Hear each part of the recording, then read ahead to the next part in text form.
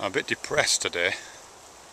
I don't usually talk about those kind of things on these YouTube videos, but what I'll probably be doing with this one is time delaying it, which means that I'll be loading it up to Blip, setting it to distribute to YouTube at some point in the future. So if you are watching this video, in all likelihood I'm no longer depressed. I'm probably sitting in front of the TV watching Mock the Week and laughing, or maybe I'm out in the garden enjoying the sun because of course it's not raining in the future, or I'm out with the dogs again but it's a nice day, maybe I'm on a beach somewhere. So by the time you're watching this video I'm not depressed, but today at this moment I am depressed, and there's some interesting things about this, reasons for this depression and how it manifests itself, because it's very specific. I mean, it's not clinical. I don't think it's clinical. Yesterday was my daughter's birthday. I don't talk about my daughter on these YouTube videos at all, I don't think. But I have a daughter, and she was 33 years old yesterday. And I married quite young. And my first marriage didn't last very long, to be honest. We separated and went our separate ways, and I had a walking nervous breakdown. And that was the end of that, really. But during that whole kerfuffle, and it was a real kerfuffle, I kind of lost contact with my daughter. It's my own fault, you know. I'm not going to blame anybody else. You can't turn that the clock, though, can you? And so I lost contact with her, pretty much completely. I saw her for a couple of years, you know, occasionally. We lived quite far away, and then that connection dropped off gradually, and my wife remarried. So there's a kind of stable thing going on there which it didn't really work out for me to be involved in. So yeah, as I say, the connection dropped.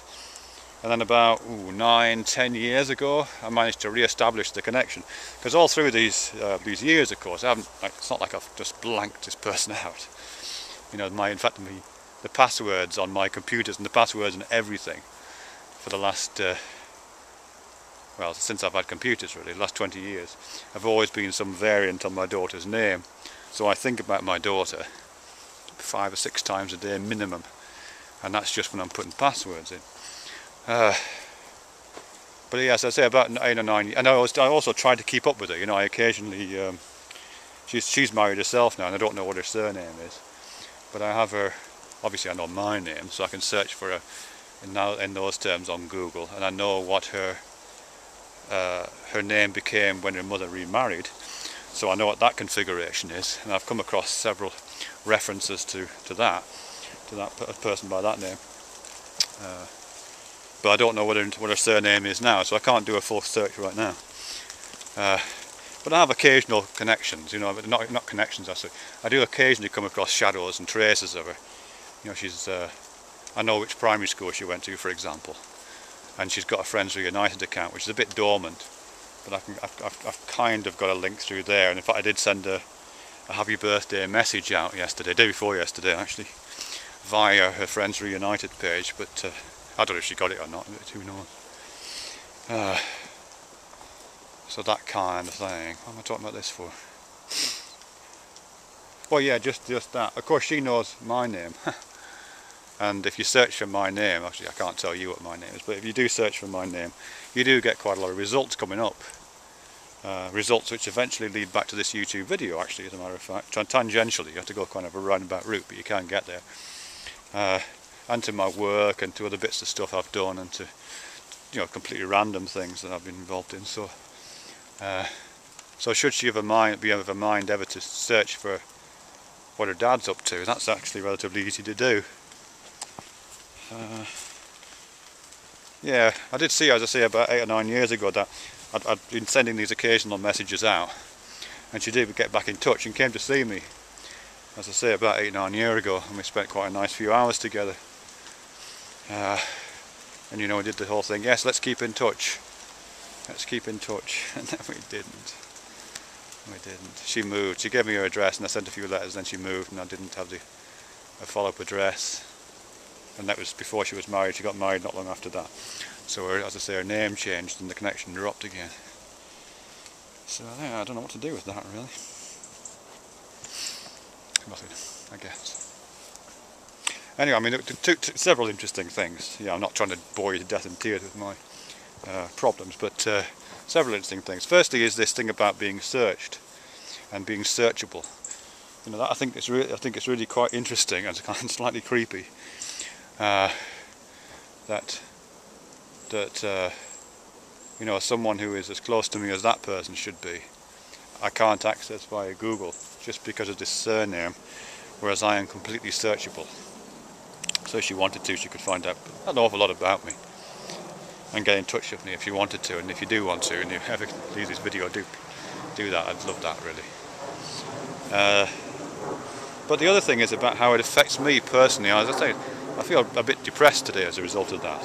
Not your today, because your today is my future, and in your today I am happy as Larry. But today, in my today, I'm pretty depressed about this.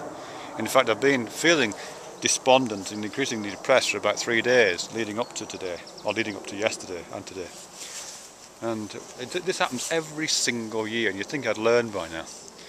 But you would imagine what would happen is I can feel her birthday looming. This is what you would imagine would happen. It doesn't happen like this.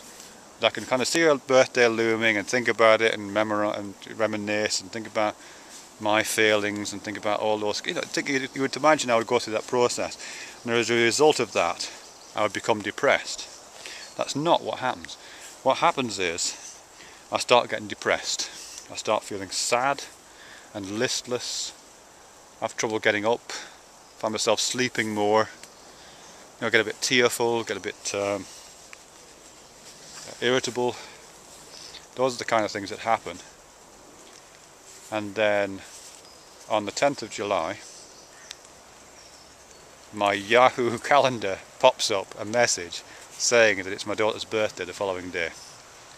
And it's at that moment that it makes sense. It doesn't cure it, but that's where the moment it makes sense.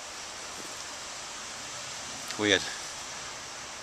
You know what I mean? It's because obviously I know on some level that it's the birthday coming up, but then just have some kind of denial going on. But experientially I can feel it, even though I don't know what the source of the unhappiness is. It happens anyway. And then, as I say, Yahoo tells me why I'm sad. Funny that. Anyhow, not that I'm sad now, because now is the future, and now it isn't raining. And now I'm on a tropical beach somewhere, underneath a tropical sun, pining away in a heat wave there, hoping that she won't be long.